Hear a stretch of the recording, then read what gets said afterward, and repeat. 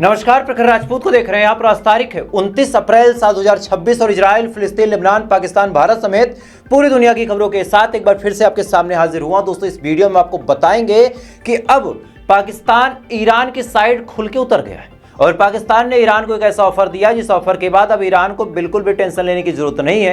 अब ऐसा क्यों कह रहा हूं इस वीडियो में दोस्तों आपको डिटेल बताऊंगा और साथ इस वीडियो में आपको यह भी पता चलेगा कि पाकिस्तान डिफेंस के फील्ड में इतना आगे जा रहा है कि भारत को कायदे से टेंशन लेने की जरूरत है। जी हाँ, सीरियसली बता रहा हूं कि भारत को टेंशन लेने की जरूरत है। अब कैसे है, क्यों है, वीडियो में आपको वो भी डिटेल पता चलेगा। और साथ ही इस समय अमेरिका ने ईरान की इकोनॉमी को बड़ा चोट पहुंचाते हुए, एक बड़ा झटका देते हुए कुछ बड़ा कांड किया है। अब ये कांड कौन सा है, इससे ईरान को कितना नुकसान पहुंचेगा, इसके बारे में भी दोस्तों आपको डिटेल पता चलेगा। और साथ ही अफगानिस्तान की economy day by day boom करेगी और ये अमेरिका के लिए एक तगड़ा झटका होगा। ऐसा क्यों कह रहा हूं ये भी आपको पता चलेगा दोस्तों। और साथ ही इस समय गाजा की बर्बादी का एक ऐसा वीडियो निकल के सामने आया है जो आज आपकी आंखों में आंसू ला देगा। इधर लेबनान के अंदर लगातार इजराइल के हमले तेज हैं और इन हमलों की तेजी की वजह से लेबनान के सीजफायर पे क्या असर पड़ेगा, क्या सीजफायर बरकरार रहेगा या फिर सीजफायर टूट जाएगा, इसके बारे में भी अभी हम आपको डिटेल बताएंगे दोस्तों। यानी यकीन मानिए एक ही वीडियो में पूरी दुनिया की वो तमाम बड़ी खबरें जिन खबरों को देखने के लिए आपको अलग अलग चैनलों पे जाना पड़ता, आप अलग अलग चैनलों पे घंटों का वक्त जाया करते, लेकिन 15-20 मिनट की इस वीडियो में आपको पिछले 24 घंटे की वो बड़ी अपडेट जो पूरी दुनिया में हुई है उसके बारे में हम आपको डिटेल बताएंगे। यानी यकीन मानिए दोस्तों आज की वीडियो बहुत ज़्यादा अहम होने वाली है, बहुत ज़्यादा इंपॉर्टेंट होने वाली है। इस वजह से चैनल पर नए हैं तो प्यार जरूर दीजिएगा, वीडियो को लाइक कीजिएगा, चैनल सब्सक्राइब जरूर कर लीजिएगा। और साथ ही आप इस वीडियो को कहाँ से देख रहे हैं कमेंट करके बताइएगा ताकि हमें पता चले कि हमारे ये जो प्रखर राजपूत का बड़ा सा परिवार है ये कहाँ तक फैला हुआ है। तो आप कमेंट कर दें दोस्तों, तब तक एक करके मैं आपको खबरें बताता हूँ। लेकिन इससे पहले कि आज आपको खबरें बताना शुरू करूं, आज इस चैनल पे कम से कम 10 दिन बाद मैं वीडियो लेके आ रहा हूं। अब जो लोग मेरे दूसरे चैनल को जानते हैं, प्रखर राजपूत अनफिल्टर्ड, उस चैनल पे वो सब्सक्राइब कर चुके हैं, उस पे उनको डेली अपडेट मिलती है। लेकिन कई सारे मेरे भाई ऐसे हैं जिनको इस चैनल के बारे में तो पता है लेकिन उस चैनल के बारे में नहीं पता। तो आपके सुलभ संज्ञान के लिए बता दूं, उन्होंने मुझसे सवाल भी पूछा कि भाई कहाँ हो तुम, तो इस चैनल पे आ गई थी स्ट्राइक। क्योंकि सच्ची पत्रकारिता करने में सबसे बड़ी टेंशन की बात यह होती है कि आपके चैनल को बार बार डाउन किया जाता है, बार बार आपके अपलोडिंग को रोका जाता है। तो ऐसे हाल में मुझे भी रोका गया। अब रोकने के बाद मेरे पास और कोई ऑप्शन था नहीं, मैं आपको बता नहीं पा रहा था, इस वजह से मैंने फौरन दूसरा चैनल बना लिया। अब कहानी यह है कि ये चैनल तो खुल गया, चूंकि मैंने कोई गलती की नहीं थी, हमने लड़ाई लड़ी, उसके बाद हम जीत गए। तो अब इस पर भी वीडियो आएगी और उस पर भी वीडियो आएगी और मैं चाहूँगा कि आप इस पर तो बने ही हैं, उस चैनल को भी सब्सक्राइब कर ले ताकि मैं कोई वीडियो या फिर कोई बात आपको बताना चाहूँ या फिर मुझे कोई दिक्कत हो तो सबसे पहले वो जानकारी अब तक पहुँच जाए। तो आप सब्सक्राइब जरूर कर लीजिएगा दोस्तों। और इस चैनल पर भी अब डेली अपडेट आएंगी, ये भी आप जान के रखिए। बाकी अब एक एक करके दोस्तों मैं आपको खबरें बताता हूँ। सबसे पहले सबसे बड़ी सबसे अहम खबर यह है कि ईरान के साथ जब अमेरिका जंग लड़ रहा था, शुरुआत में इन भाई साहब को लगा कि हम जाएंगे एक झटके में हमला करेंगे। सारे लोग एक छत के नीचे थे भाई, जो सुप्रीम लीडर थे या फिर उस लेवल के जो लोग थे, जो डिसीजन मेकर थे, वो सब एक छत के नीचे थे। एक झटके में हमला हुआ, सब मारे गए। अब अमेरिका को क्या लगा था कि अब तो जो बच्चे हैं वो हमसे डील कर लेंगे, क्योंकि उनके पास वो ताकत है नहीं। लेकिन जाते जाते हमारे सुप्रीम लीडर आयतुल्लाह खामनेई साहब ने वो सिस्टम बना दिया था कि मैं रहूं या ना रहूं, जंग चल जाएगी। अब इसके बाद क्या हुआ कि IRGC जो अलग अलग स्टेप में बटी हुई थी उसने धड़धड़ा के ठोकना चालू कर दिया। अब उसने जब धड़धड़ा के ठोकना चालू किया तो शुरुआत के 4-6 दिन को लगा कि यार 2-4-6 दिन की गर्मी है, उसके बाद ये लोग ठंडे पड़ जाएंगे, तब यहाँ पे हम सत्ता परिवर्तन कर लेंगे। अब चलिए 10 दिन बीत गए, IRGC मारे जा रहा। अब इनको लगा कि चलो 10-15 दिन और देखते हैं। लेकिन लगातार देखने के सिलसिले में जब ये मार खाते रहे तो फिर अंत में इनको रियलाइज हो गया कि हम ईरान का कुछ उखाड़ नहीं सकते। इन्होंने सारी कोशिशें कर ली, इन्होंने बम गिरा दिए, इन्होंने बंकर बस्टर बम गिरा दिए, इन्होंने गोलियां चलवा दी, इन्होंने प्रोटेस्ट करवा दिए, सारे कांड इन्होंने करके जब देख लिए और कुछ इनसे बात बनी नहीं, तब ये धीरे से बातचीत का रास्ता अपनाना शुरू करते हैं। बातचीत भी इनके हिसाब से हुई नहीं, तब इनके दिमाग में ख्याल आ रहा है कि क्यों ना हम ईरान को इकोनॉमिकली इतना कमजोर कर दें कि ईरान हमसे बातचीत करे और हमारी शर्तों पे मान जाए। तो इसके लिए डोनाल्ड ट्रंप ने 2 काम किया। पहला, गल्फ ऑफ ओमान को ब्लॉक कर दिया ताकि ईरान कोई तेल ना बेच पाए, और दूसरा क्या किया कि ईरान के जो क्रिप्टोज पड़े हैं उन पे सेंसस लगा दिया। अब आप कहेंगे कि ईरान की क्रिप्टो का क्या मतलब, तो वो भी आपको समझा देता हूं। दरअसल ईरान और अमेरिका की लड़ाई कोई आज से तो है नहीं, और पूरी दुनिया जब तेल खरीदती है तो पेट्रो डॉलर में खरीदती है। यानी एक साइड से पेट्रोल आएगा या फिर पेट्रोलियम आएगा, पेट्रोलियम में डीजल, LPG, LNG, पेट्रोल, ये सारी चीज़ें होती हैं, और दूसरे साइड से आपको केवल डॉलर देना होगा। आप किसी और करेंसी में डील नहीं कर सकते, अमेरिका का ऐसा दबदबा है। अब सुनिए, इधर से पेट्रोल आता था, पेट्रोलियम आता था। ईरान ने क्या किया, ईरान ने कहा अपने दोस्तों से कि आप हमसे तेल लीजिए, लेकिन बदले में आप हमें डॉलर मत दीजिए, क्योंकि डॉलर के खिलाफ ही तो हमारी लड़ाई है और हम आपसे डॉलर लेंगे तो फिर मतलब क्या बना। तब ईरान ने कहा कि आप या तो हमें क्रिप्टो दे दीजिए या फिर आप हमें उतने वैल्यू का कोई सामान दे दीजिए। तो चाइना ने दो काम किए। चाइना ने कहा कि ठीक है, आपको हम क्रिप्टो भी दे सकते हैं, हम आपको अपनी करेंसी भी दे सकते हैं, और तीसरा सबसे बड़ा काम, आपको कुछ मतलब हथियार चाहिए तो बताना। ईरान खुश हो गया। ईरान ने चाइना से केमिकल लेना शुरू कर दिया और भारत जैसे देश जो एक आध दो टैंकर खरीदते थे, इनसे क्रिप्टो में बात की और चाइना करेंसी युआन में बात की। ध्यान दीजिए, अब क्रिप्टो पूरी दुनिया में जब ईरान ने फैला दिया, तब डोनाल्ड ट्रंप को लगा कि यार ये तो क्रिप्टो के दम पे तो कुछ भी खेल खेल देगा, क्योंकि क्रिप्टो की वैल्यू भी बढ़ती है और क्रिप्टो को चाहे जिस करेंसी में आप डाइल्यूट कर सकते हैं। मतलब ऑनलाइन सब कुछ है, आप किसी भी करेंसी में उसको ले लीजिए। जैसे सोना हो गया, आप उसको बेच के चाहे डॉलर में रकम लीजिए चाहे रुपए में लीजिए, आप जहां बेचेंगे वहां की करेंसी आपको मिलेगी। तब इन्होंने क्या किया, इन्होंने ईरान के 344 मिलियन डॉलर की वैल्यू की क्रिप्टो को कैंसिल आउट कर दिया, फ्रीज कर दिया। यानी इतना क्रिप्टो ईरान के पास था, लेकिन वो उससे पैसा नहीं ले सकता। अब ईरान को यह बात जब पता चली, तब ईरान ने कहा क्या करें क्या करें। इधर ईरान ने नोटिस किया और ईरान ने चाइना से बात की। चाइना से बात करते हुए कहा कि यार हम थोड़ा सा मुसीबत में है, क्योंकि देखिए स्ट्रेट ऑफ हार्मोज से हम तेल बेच नहीं पा रहे, और तेल बेचने की बात तो बाद में आती है, हम वहां से कुछ ले भी नहीं पा रहे। अब कुछ ले नहीं पाने का मतलब क्या भाई, कोई देश उसको दवाएं चाहिए होंगी खेती के लिए, यूरिया, खाद, हर चीज हर एक देश में नहीं बनती। कोई कहीं से कुछ लेता, कोई कहीं से कुछ लेता, इसी का नाम व्यापार है। तो ईरान बेच तो नहीं पा रहा था, लेकिन खरीद भी नहीं पा रहा था। तब ईरान ने चाइना को कहा कि भाई ऐसी मुसीबत है, कुछ बताओ आइडिया। चाइना ने उठा के फोन किया पाकिस्तान को और कहा कि एक बात बताओ, कब से तुम अमेरिका के पीछे घूम रहे हो, एक आध झटका दे दे क्या तुमको। अब पाकिस्तान मौका परस्त, पाकिस्तान ने कहा नहीं हुजूर क्या गलती। उन्होंने कहा कि एक काम करो, तुम अपने 2 पोर्ट सीधा सीधा उठा के दे दो ईरान को। पाकिस्तान ने कहा इससे कोई दिक्कत नहीं होगी। इस पे चाइना ने कहा कि यूनाइटेड नेशन का लॉ कहता है कि अगर कोई देश लैंड लॉक कंडीशन में हो तो आप उसको दे सकते हैं। सेम वैसे जैसे गाजा की मदद के लिए इजिप्ट ने अपने पोर्ट दे रखे हैं और इस पे इजराइल विरोध नहीं कर सकता यूनाइटेड नेशन में। सेम एक काम करो, तुम अपने 2 पोर्ट दे दो, इनमें से एक ग्वादर पोर्ट जिसको हमने बनवाया है और दूसरा कराची पोर्ट, ये दोनों दे दो। इससे क्या होगा कि इसी ग्वादर पोर्ट से जमीन के रास्ते तेल हमें मिल जाएगा। इसी के जस्ट बाद दोस्तों खबर निकल के सामने आ रही कि पाकिस्तान और ईरान के बीच ऐतिहासिक समझौता हुआ है, जिसके तहत अब स्टेट ऑफ हार्मोज की जरूरत ईरान को नहीं है भी तो केवल चंद % में है। बाकी 2 पोर्ट ग्वादर पोर्ट और कराची पोर्ट पाकिस्तान अब ईरान को देगा। ईरान वहां पे अपने जहाजों को खड़ा करेगा और खड़ा करने के बाद वहां से पूरी दुनिया में सप्लाई चेन चलाएगा। और यही नहीं, ईरान पाकिस्तान के जमीन के रास्ते का भी इस्तेमाल करके, पाकिस्तान के नहरों का इस्तेमाल करके, नदियों का इस्तेमाल करके तेल बड़े आराम से चाइना बेचेगा। और चाइना इसी जमीन का इस्तेमाल करते हुए पाकिस्तान के रास्ते ईरान की कोई भी मदद कर सकता है और इसमें किसी को कानो कान खबर नहीं लगेगी। इससे पाकिस्तान का मेजर फायदा यह है कि अब पाकिस्तान को सस्ता तेल मिलेगा और पाकिस्तान जो पूरे मिडिल एशिया में जाने के लिए पहले अफगानिस्तान पर डिपेंड रहता था और इधर अफगानिस्तान और पाकिस्तान के ताल्लुकात गड़बड़ हैं, तो ऐसे हाल में अब ईरान के रास्ते मिडिल एशिया में चला जाएगा, चाहे तुर्कमेनिस्तान हो चाहे कजाकिस्तान हो, इन तमाम देशों में जाने के लिए अब ईरान की जमीन का इस्तेमाल। यानी पाकिस्तान का भी फायदा, ईरान का भी फायदा, चाइना का जो घाटा लग रहा था वो घाटा भी बंद हो गया। और ऐसे हाल में डोनाल्ड ट्रंप को समझ नहीं आ रहा कि क्या करें। डोनाल्ड ट्रंप को समझ में ही नहीं आ रहा कि क्या करें।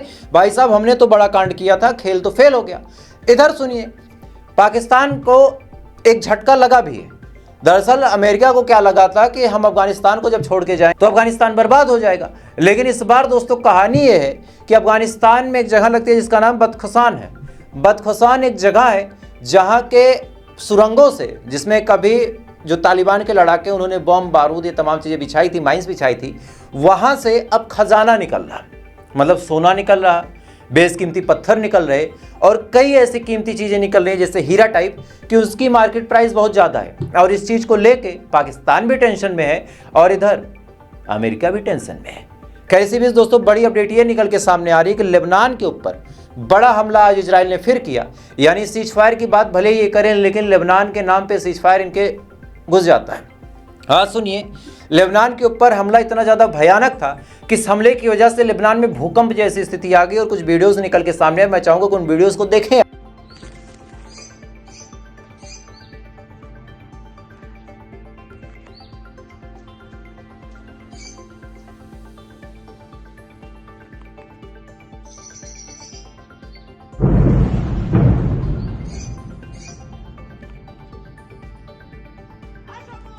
इस वीडियो में आप साफ तौर पे देख सकते हैं कि लेबनान के ऊपर कितना विभत्स हमला, कितना बड़ा हमला इजराइल ने किया। और इसी के जस्ट बाद बेंजामिन नेतन्याहू ने यह भी कहा है कि हम केवल 2 हफ्तों का इंतजार करेंगे अगर हमारे अकॉर्डिंग सीज फायर नहीं होता है। मतलब जैसा ये चाहते हैं कि हिजबुल्लाह खत्म हो जाए, लिटानी रिवर तक इनका कब्जा हो जाए, ईरान सपोर्ट ना करे, जब तक ये तमाम डिमांड इजराइल की पूरी नहीं हो जाती। वो बेट टाइम की जो मोहलत दी है वो केवल 2 हफ्तों की दी है। अगर इन 2 हफ्तों में ये काम नहीं होता है तो इजराइल फिर से इंटेंस हमले करेगा। मतलब ये जो हमला था ये तो कुछ था ही नहीं, अब इंटेंस हमला करेगा इजराइल, ऐसा बेंजामिन नेतन्याहू का कहना है। और अब आप देखिएगा, चंद मिनट पहले मैंने अभी अपने स्लाइड पे देखा, बाकायदा इजराइल के अंदर सायरन बजे, बाकायदा इजराइल के अंदर सायरन बजे, मतलब हिजबुल्लाह की तरफ से भी आया है। लेकिन अब जब हिजबुल्लाह मारेगा तब यही लोग कहेंगे कि देखो हिजबुल्लाह कैसे सीजफायर तोड़ के सीजफायर को ब्रीच कर रहा, और हिजबुल्लाह ही तो है जो शांति नहीं चाहता, हिजबुल्लाह ही है जो शांति नहीं चाहता। बाकी पूरी दुनिया में तो सारे लोग शांति ही चाहते हैं, इजराइल भी शांति ही चाहता है। खैर, आज आईडीएफ का एक सोल्जर ब्लॉगिंग कर रहा था, जी हाँ, ये ब्लॉगिंग कर रहा था, गाजा के एक शहर पे गया और इसने अपने ब्लॉगिंग में दिखाया कि पूरा गाजा हमने कैसे तबाह और बर्बाद किया। और मैं चाहूंगा कि उस मंजर को देखें आप। तो תמונה מטורפת, או סרטון מטורף, יותר נכון, מבית חנון. אני עומד על הדובים, השמש, השקיעה, לצד כל החורבות של בית חנון, כל ההריסות. והדובים אנחנו לידינו.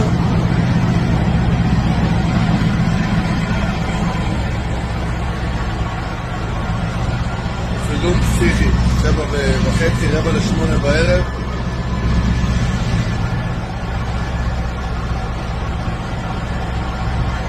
שיהיה לכם לילה מטורף ושקט. इस वीडियो में आप साफ तौर पे देख सकते हैं कि गाजा पूरी तरीके से तबाह हो गया, गाजा पूरी तरीके से बर्बाद हो गया। और आईडीएफ यानी जो बर्बाद करने वाला, उसने खुद पूरे कॉन्फिडेंस के साथ ये वीडियो बनाई भी, सोशल मीडिया पे अपलोड भी की, क्योंकि इनको पता है कि पॉइंट आउट करने वाला कोई नहीं है, कोई नहीं पॉइंट आउट करने वाला। अब सुनिए दोस्तों, हमारे देश को एक बड़ा तोहफा रशिया द्वारा मिल रहा है। अभी ऑपरेशन सिंदूर की वर्षी आने वाली है और सेम तारीख पे रशिया से हमें S-400 मिल जाएगा। जी हाँ, रशिया से हमें S-400 मिल जाएगा, जो कि हमारा डिफेंस सिस्टम है, भारत में उसका नाम सुदर्शन रखा जाएगा। और इसी S-400 की मदद से ऑपरेशन सिंदूर के दौरान हम तमाम लोग सुरक्षित थे। अब इस खबर को हमारे देश की मीडिया खूब अच्छे से चलाएगा, और चलाना भी चाहिए। देश की इज्जत की बात है, देश को कुछ अच्छा मिल रहा है तो बिल्कुल अप्रिशिएट है हमारी सरकार को। लेकिन मीडिया से एक सवाल है, सरकार ने S-400 मंगाया, बहुत अच्छी बात है, हम लोग तालियां बजाते हैं। लेकिन मीडिया का दोगलापन आप देखिए कि हमारा S-400 आ रहा है, इसके बारे में तो जानकारी मीडिया दे रही है, लेकिन इधर पाकिस्तान कितना तेजी के साथ आगे बढ़ रहा है इसके बारे में हमारे देश की मीडिया बातचीत नहीं करना चाहती। पाकिस्तान दोस्तों अपने 2 स्वदेशी रडार सिस्टम, जिनमें से एक का नाम AM-350S है और दूसरे का नाम मचान है, ये दोनों डिफेंस सिस्टम पाकिस्तान तैयार कर रहा था, दोनों तैयार हो गए। इसके बाद इन दोनों डिफेंस सिस्टम को चाइना के रडार के साथ लिंक किया जाएगा। जी हाँ, डिफेंस सिस्टम इनका है, रडार जो होगा चाइना का होगा, और इस चाइनीज रडार पे दोस्तों सैटेलाइट चाइना का लगा होगा। यानी भारत की सेना कुछ भी करती है तो चाइना के सैटेलाइट पहले तो पूरी नज़र रखेंगे, और नज़र रखने के बाद दोस्तों क्या होगा कि जैसे कोई मूवमेंट इनको दिखती है, फौरन रडार को ये मैसेज चला जाएगा कि भैया फला जगह कुछ तो लॉक अनलॉक हो रहा, किसी मिसाइल की नोजल ऊपर हो रही है, या फिर कोई फाइटर जेट बाहर निकला है। ये तमाम चीज़ें चाइना के रडार जो है, या फिर चाइना का जो सैटेलाइट है, कैप्चर करेगा, रडार सिस्टम पे जाएगा। उसके बाद ये जो इनके दोनों डिफेंस सिस्टम है, ये फौरन क्विक रिएक्शन देंगे और इंटरसेप्ट करने की कोशिश करेंगे। यानी पहले जो इनका इंटरसेप्शन था वो 1-2 मिनट का वक्त लगा देता था और उतने में हमारी मिसाइल कांड करके ब्रह्मोस चली आती थी। लेकिन अब क्विक रिएक्शन होगा, यानी नैनो सेकंड में रिएक्शन होगा, और अगर नैनो सेकंड में रिएक्शन होगा तो भारत की आर्मी के लिए बड़ा सिरदर्द होगा। भारत की आर्मी के लिए दोस्तों ये बड़ा सिर दर्द होगा, क्योंकि हम सभी जानते हैं कि दुश्मन जितना ज़्यादा सतर्क होगा, दुश्मन जितना ज़्यादा एडवांस होगा, टेंशन और खतरा हमारे लिए उतना ज़्यादा होगा। और पाकिस्तान का हाल देखिए कि ये अमेरिका के साथ भी बढ़िया ताल्लुकात में है, और इधर ईरान के साथ भी, इधर आप देखिए चाइना के साथ भी, उधर आप देखिए नेगोशिएशन करा के इजराइल का भी साइड रख रहा है, और पूरी दुनिया में रशिया के साथ भी दौरा करके अपना कुछ इजाफा कर ही रहा। इधर हम हैं, ईरान को हमने धोखा दिया, ईरान को हमने धोखा दिया, हमने न जाने कितने 1000 करोड़ का वहाँ पे जो प्रोजेक्ट चलाया था, वो प्रोजेक्ट हमने चाबहार पोर्ट को बंद कर दिया अमेरिका के कहने पे। इसके बाद भी अमेरिका हमसे नाराज है। डोनाल्ड ट्रंप आए दिन कभी हमें नरक बता देता है, कभी हमें गिर इकोनॉमी बता देता है, कभी हमें डेथ इकोनॉमी बता देता है, कभी हमें जहन्नम बता देता है। तो हम यहाँ से भी नहीं है। चाइना से हमारे कैसे ताल्लुकात है सबको पता है। पूरे साल में कम से कम 6 महीने तो हम चाइना बाइकआउट के नारे लगाते हैं, तो चाइना से भी हमारे ताल्लुकात गड़बड़ है। लेकिन इसके बावजूद भी हम कहते हैं कि हम विश्व गुरु हैं। सवाल और तकलीफ तब निकल के सामने आती है जब इतना सब होने के बाद भी ये पता चलता है कि हम विश्व गुरु हैं और पूरी दुनिया में हमें अब कोई पूछता नहीं है। अगर आपको ये कॉन्फिडेंस है या फिर आप प्रो बीजेपी हैं, आपको लगता है कि पूरी दुनिया में हमें कोई पूछता है, भाई साहब अब कोई नहीं पूछता, कोई भी नहीं पूछता। सीरियसली बता रहा हूं, कोई नहीं पूछता। आप किसी भी डील में देख लें, भारत का कोई नाम है क्या? अब ऐसे तो मैं कह दूं कि यार मैं वीडियो बनाता हूं, उस वीडियो को डोनाल्ड ट्रंप देखता है, उसके बाद उसको समझ में आता है कि आगे क्या करना है। मैं जो सलाह देता हूं कि ईरान को ये करना चाहिए, ईरान वही करता है। बोलने को तो मैं भी बोल दूं, लेकिन सच्चाई ये है कि कोई भी डील वील हो हमसे कोई पूछता उछता नहीं है। हमसे पूछता है कि क्या कोई व्यापार करोगे, और कारण है हम 150 करोड़ की आबादी रखते हैं, बड़ा मार्केट है। इसी वजह से जो पूछते भी इस वजह से पूछते हैं, ना कि हमारी कोई लाल आंखें और 56 इंच के सीने का खेल है। इससे ज़्यादा पूछ तो नेपाल की है। नेपाल को चाइना कह रहा है कि हम तुमसे एक पैसा नहीं लेंगे, तुम्हें हम फ्री में डेवलप कर देंगे। अमेरिका कह रहा है कि तुम हमसे हथियार ले लो यार, जितने फाइटर जेट चाहिए हमसे तुम ले लो। और वो नेपाल जिसकी आधी आबादी भारत से पैसा कमाती है, वो भारत को आंख दिखा रहा, वो भारत को आंख दिखा रहा, और यहां भी हम कुछ कर नहीं सकते। तो हम क्या हैं आप समझ सकते हो। बाकी 56 इंची सीना जिंदाबाद, बीजेपी जिंदाबाद। खैर, तो फिलहाल दोस्तों अभी के लिए बस इतना ही। बाकी थोड़ी देर बाद आपसे फिर मुलाकात होगी ऐसी किसी खबर के साथ। तब तक आप अच्छे रहें, खुश रहें, अपना ख्याल रखें, अपने देश का ख्याल रखें। जय हिंद। ऊपर वाला आपकी हिफाजत करे।